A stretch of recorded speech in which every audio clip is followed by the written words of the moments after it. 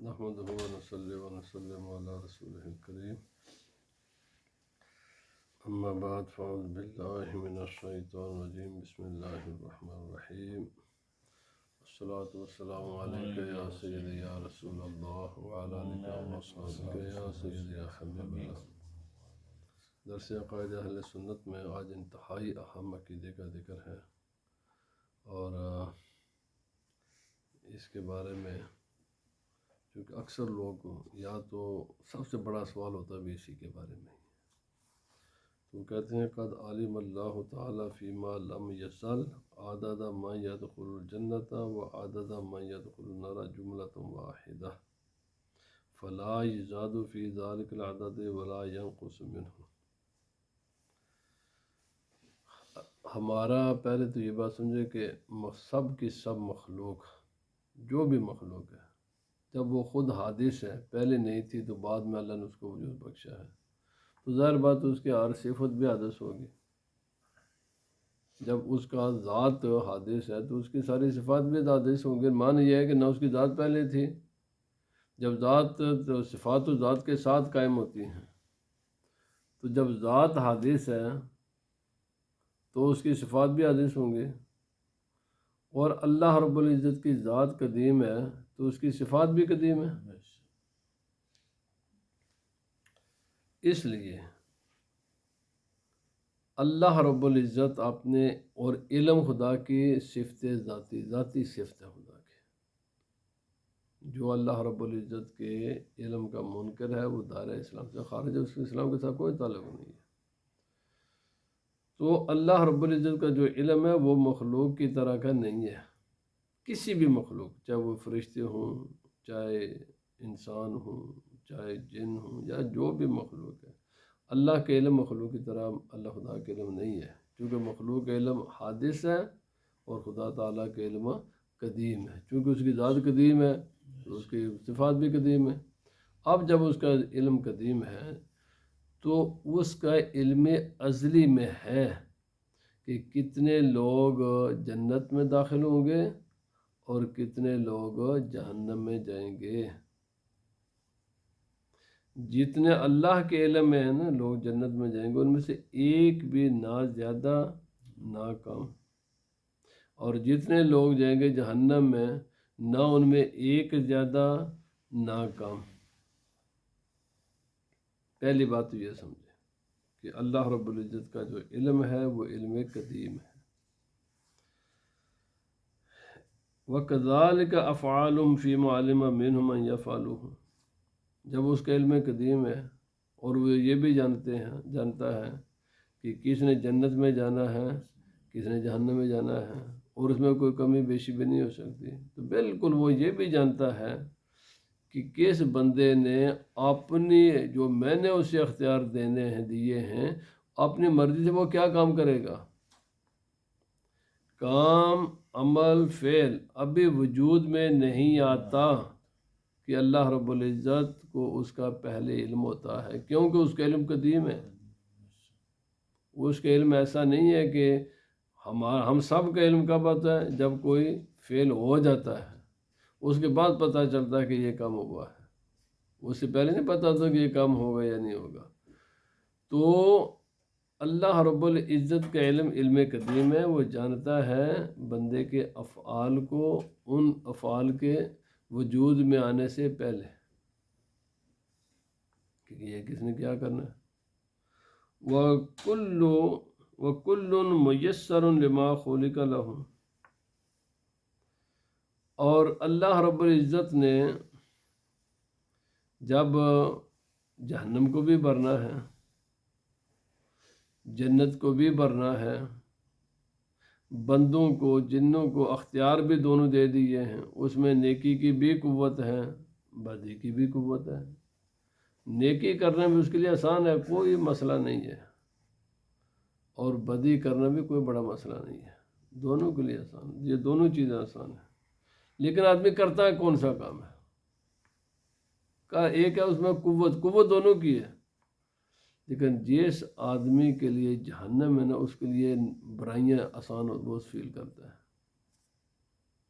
وہ برائی کرنا اس کے لیے آسان ہوتی ہے، اور جس انسان کے لیے جنتی جو ہوتا ہے نا اس کے لیے نیکیاں آسان ہوتی ہیں.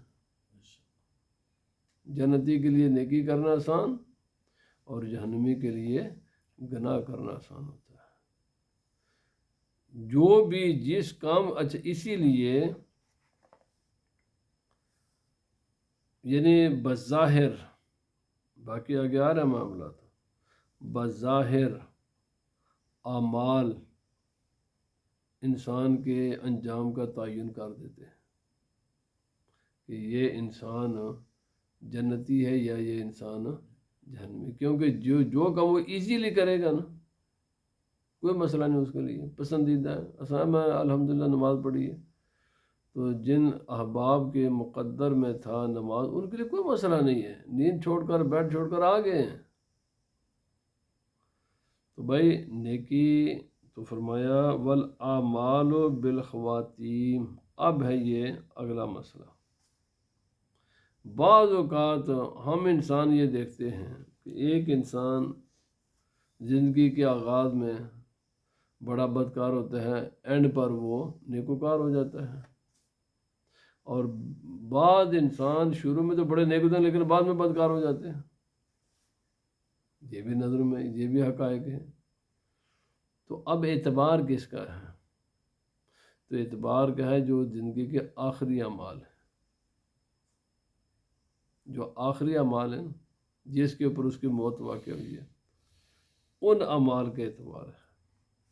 اگر کسی انسان نے زندگی میں ابتدائی زندگی میں گناہ کیے ہیں لیکن بعد میں اللہ تعالیٰ نے اسے توبہ کی توفیق عطا کر دے اور وہ انسان توبہ طائب ہو کر نیکی کی طرف آ گیا تو اب اس انسان کو اللہ رب العزت جنت میں داخل کرے گا. کیوں کہ اعتبار زندگی کے اس لیے کسی نوجوان کو گناہ کرتے وقت زیادہ برا نہیں، کیونکہ ہو سکتا ہے اس کے دعا بھی کرو اور یہ امید بھی رکھو کہ اللہ تعالیٰ شاید اسے اللہ رب العزت توبہ کی توفیق عطا فرما دے. اور اگر کوئی ابتدائی زندگی میں بڑا نیکوکار ہے نا تو یہ اللہ کے غضب سے بے خوف بھی نہ ہو جائے. ہو سکتا ہے شیطان اس کو پھسلا دے اور جو یہ آج اس کی موجودہ کیفیت ہے یہ برقرار نہ رہ سکے، اور ایسا بہت سے ہوتا ہے. تو دار و مدار کس پر ہے؟ آدمی کے جو آخری اعمال ہیں جس کے اوپر اس کا خاتمہ ہوا ہے اس وقت اس کی کیفیت کیا تھی. اس لیے کبھی بھی کسی بھی انسان کو نہ تو خدا کے رحمت سے مایوس ہونا چاہیے اور نہ ہی کبھی بھی خدا کے غضب سے بے خوف ہونا چاہیے. ایمان نام ہے ان دونوں کے درمیان میں، نہ تو مکمل رحمت بس جیسے ہمارے بعض نعت خان ایسی نعتیں پڑھتے ہیں گویا کہ بعض اللہ تعالیٰ نے انہوں نے گارنٹیاں لے لی ہیں بخشش کی. اللہ کے بندو یہ اسلامی تعلیمات نہیں ہے. اس قسم کی نعتیں تمہیں کیا معلوم تمہارا خاتمہ کیسا ہوگا یا کسی کا خاتمہ کیا ہوگا. ساتھ دعا بھی کریں، اگر ایسی نعتیں پڑھنی تو ساتھ دعا بھی کریں کہ جو آج یہ کیفیت ہے نا کسی کی، اللہ تعالیٰ اس کو اسی پر برقرار رکھے. یہ نہیں ہے جاؤ جناب میں تو بخشا گیا ہوں، مجھے تو کسی کی ڈر ہی نہیں ہے، مجھے اسرائیل کا ڈر نہیں ہے، قبر کا ڈر نہیں ہے، یہ ڈر نہیں ہے، وہ ڈر نہیں ہے. بھائی یہ نعتیں اس قسم کے نعتیں خاص کر کے عوام میں پڑھنا بالکل منع ہے. لوگوں کو آپ گناہوں پر جری کرتے ہو. وہ تو کہیں گے عام کہیں گے عشق رسول ہیں، اور عشق رسول تو بڑا آسان سا آج کل ہوا ہوا ہے نا نہ داڑھی نہ کوئی نمازیں نہ کچھ، بس ایک محفل میلاد کرائی تو عشق رسول کا جناب ٹھپا لگ گیا. یہی بنا ہوا آج، یہی کچھ ہے. دو چار کام کیے عشق رسول تھا بس سب کچھ معاف ہو گیا. یہ کوئی عشق رسول نہیں ہے. یہ شیطان کا دھوکہ ہے، یہ فریب نفس ہے. میں بالکل عرض کرتا ہوں اسلام ہے نا وہ دو چیزوں کے درمیان ہے. کبھی بھی کسی بھی حال میں خدا کے رحمت سے مایوس نہیں ہونا اور کسی بھی حالت میں اللہ کے غضب سے بے خوف نہیں ہونا. اور اس لیے ایسے واعظین ایسے نعت خان جو صرف ایک چیز کو بیان کرتے ہیں، بس صرف رحمت رحمت بیان کریں اور صاحب دوسرے معاملے کو بیان نہ کریں، یا دوسری طرف اور بھی ہیں جو صرف اس کو دوسرے مسئلے کو بیان کرتے ہیں، اس کو نہیں بیان کرتے، وہ بھی غلط ہیں۔ اہل سنت جماعت نہ وہ ہے نہ یہ ہیں۔ اہل سنت و جماعت نہ صرف رحمت بیان کرنے والے ہیں، یعنی تائید کرتے ہیں اہل سنت و جماعت کے قائد، بس صرف رحمتیں ہمیشہ رحمتیں بیان کرتے ہیں۔ نبی پاک صلی اللہ علیہ وسلم کے ہمیں جیسا ہے کہ لوگوں نے اتنا غلط اس کا نتیجہ نکلا ہے نا کہ دین کی بہت سی بنیادی تعلیمات سے لوگ انکار کرنا شروع کر دیتے ہیں۔ وہ جی نبی پاک صلی اللہ علیہ وسلم تو اللہ کی رحمت بھائی رحمت، بس دوسری بھی باتیں بتاؤ نا۔ نبی صلی اللہ علیہ وسلم نے ساری زندگی اگر یہ کیا ہے تو دوسرا معاملہ بھی تو کیا ہے نا۔ میرے بھائی، اسلام دین، اللہ رب العزت، رسول خدا صلی اللہ علیہ وسلم، قرآن، سنت، اسلامی تعلیمات، یہ ساری کی ساری رحمت بھی نہیں ہے۔ تعلیم رحمت ہی ہے، لیکن اس میں سارا ذکر رحمت کا بھی نہیں ہے، اور ان میں سارا جو ہے نا ذکر عذاب کا بھی نہیں ہے۔ آدھی رحمت پر ہیں اور آدھی غضب پر ہیں۔ رسول خدا صلی اللہ علیہ وسلم کی زندگی میں دعائیں بھی ہیں اور لیکن ساتھ جہاد بھی ہے، وہ بھی ساتھی ہے۔ قرآن پاک میں ساتھ ساتھ یہ دونوں چیزیں چلتی ہیں۔ بہرحال تو فرمایا وَالسَّعِيدُ مَنْ سَعِدَ بِقَضَاءِ اللَّهِ وَالشَّقِيُّ مَنْ شَقِيَ بِقَضَاءِ اللَّهِ۔ خوش بخت، خوش نصیب وہ انسان ہے جس کو اللہ رب العزت خوش نصیب بنائے، اور بد بخت بد نصیب وہ انسان ہے جو خدا جس کے بد نصیبی کا فیصلہ فرمائے۔ یہ اللہ کے فیصلے ہی سے ہوتے ہیں سب کچھ، لیکن یہ یاد رکھ لیں، آگے آ رہا ہے پھر لوگ کہتے ہیں ہمارا قصور کیا ہے؟ لوگ کہتے ہیں نہیں، اگر یہ بات ہے سب کچھ اللہ ہی کرتا ہے تو پھر ہمیں عذاب کس بات کا، پھر ہمیں جناب یہ پھر ثواب کس بات کا، پھر عذاب کس بات کا، جب ہم کر ہی کچھ نہیں سکتے، ہم ہے ہی مجبور ہیں، اللہ ہی ہمیں نیک بناتا ہے، اللہ ہی ہمیں بات بنا، تو پھر یہ عذاب اور یہ سزا اور جزا کا معنی بے مقصد ہے۔ فرمایا وَأَصْلُ الْقَدْرِ، جو ہے تقدیر کی حقیقت، وہ اس کا کسی کو علم نہیں۔ سر اللہ تعالیٰ فی خلقہ، یہ اللہ رب العزت کا ایک راز ہے جو خدا تعالیٰ نے مخلوق میں جاری فرمایا ہے۔ لم یطلع علی ذلک ملک مقرب ولا نبی مرسل، اس کا علم نہ تو خدا نے کسی اپنے مقرب فرشتے کو عطا کیا ہے اور نہ ہی اس کا علم اللہ نے کسی اپنے نبی کو عطا کیا ہے۔ وَالتَّعَمُّقُ وَالنَّظْرُ فِي ذَلِكَ ذَرِيعَةُ الْخُذْلَانِ وَسُلَّمُ الْحِرْمَانِ، اور اس میں غور و فکر کرنا تقدیر میں یہ ایک ایسا گہرا سمندر ہے اور اس میں اندھیرا ہے کہ جس میں کچھ چیز نظر نہیں آتی۔ فرمایا یہ ناکامی، حرمان، ذلت اور اللہ کی نافرمانی کا ذریعہ ہے، لہذا فالحذر کل الحذر من ذالک نظرا و فکرا وسوسۃ، خبردار خبردار خبردار، مکمل وارننگ ہے، تقدیر کے مسئلے میں غور و فکر نہیں کرنا اور کسی وسوسے کا بھی شکار نہیں ہونا۔ فَإِنَّ اللَّهَ تَعَالَى طَوَى عِلْمَ الْقَدْرِ عَنْ أَنَامِهِ، اللہ تعالیٰ نے تقدیر کا علم اپنی مخلوق سے اٹھا لیا ہے۔ یہ نہیں کہ علم نہیں، علم ہے لیکن اپنی مخلوق کو خدا نے عطا نہیں کیا۔ وَنَهَاهُمْ عَنْ مَرَامِهِ، اور خدا تعالیٰ نے منع کیا اس کے پیچھے پڑنے سے۔ فرمایا لا يُسْأَلُ عَمَّا يَفْعَلُ وَهُمْ يُسْأَلُونَ، اللہ سے سوال نہیں ہوتا کہ وہ کام اس نے یہ کیوں کیا ہے، تم سے سوال ہوگا، وہ کسی بھی کام کے لیے جواب دہ نہیں ہے۔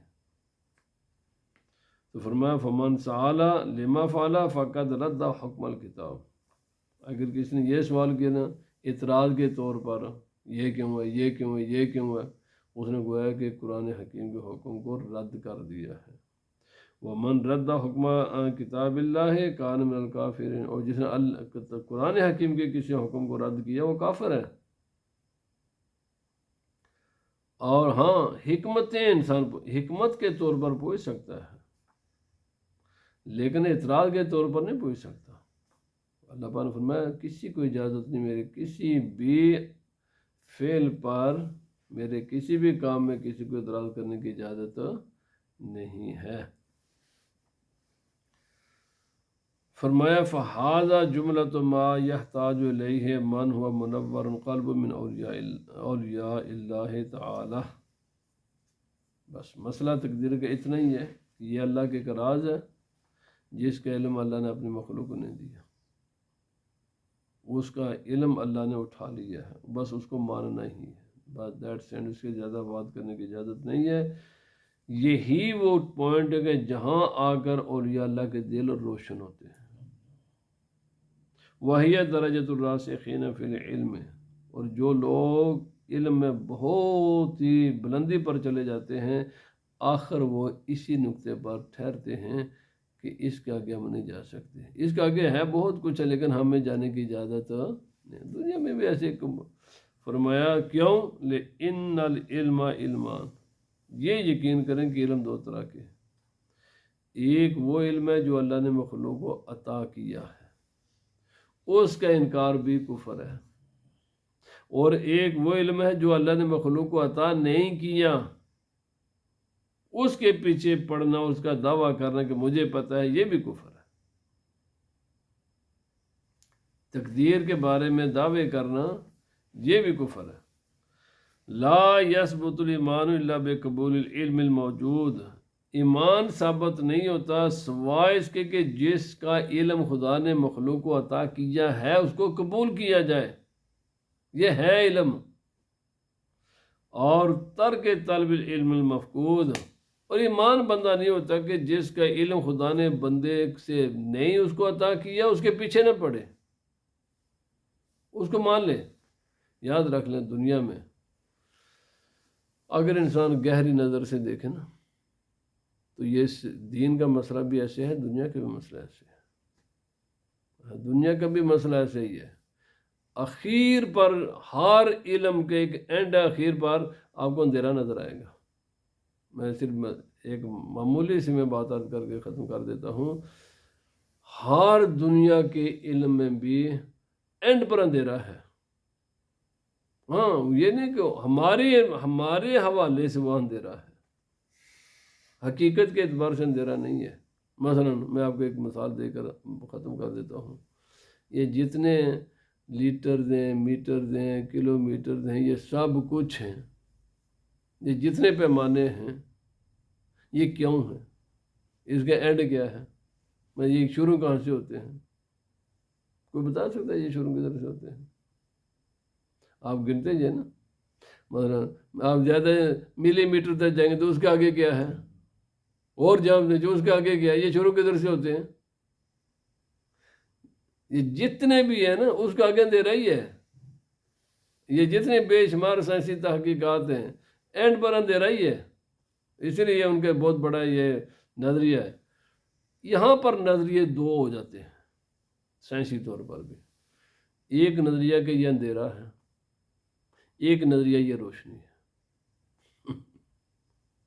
اینڈ پر جا کر یا اندھیرا ہے یا روشنی ہے، چیز یہ ہے اچھا وہ روشنی کیا ہے یہ بھی نہیں کسی کو پتا، اور وہ اندھیرا کیا ہے یہ بھی کسی کو نہیں پتا۔ یہ نہیں ہے کہ صرف یعنی یہ جو دین مذہبی علم میں یہ معاملات ہیں، یہ روزانہ جو ہم علوم پڑھتے ہیں نا، جو بھی میتھ وغیرہ پڑھنے سے پوچھیں، یہ جتنے ساری تحقیقات ہیں اس کا اینڈ، اس کا بگیننگ کیا ہے، تو سب کو دیں گے اندھیرا، کچھ بھی نہیں ہمیں پتا۔ اچھا اس کا آخری اینڈ کیا ہے کچھ بھی نہیں پتا، نہ اس کا آخری اینڈ کا اندھیرا ہی ہے۔ تو میرے بھائی جب دنیاوی علوم میں جو بھی زیادہ سے زیادہ پی ایچ ڈی تک جاؤ گے تو اس کے ابھی چلے جاؤ تو آگے کیا ہے آپ کو کچھ بھی نہیں نظر آئے گا، اس کے بعد اندھیرے نظر آئیں گے، ہر علم میں اندھیرا نظر آئے گا، اینڈ پر یا روشنی نظر آئے گی یا اندھیرا نظر آئے گا، آپ اس کا آگے نہیں جا سکتے۔ تو جب دنیاوی علوم میں بھی ایک ایسا مقام آ جاتا ہے کہ انسان اس کے آگے نہیں بڑھ سکتا، وہاں پر اس کو ٹھہرنا پڑتا ہے، ماننا ہی پڑتا ہے، ماننے کے بغیر گزارا نہیں ہے بھائی، نہ دنیاوی علوم میں ماننے بغیر گزارا ہے، نہ علوم اسلامیہ شرعی مذہبی علوم میں ماننے کے بغیر، اور اس کے بعد ماننا ہی پڑتا ہے۔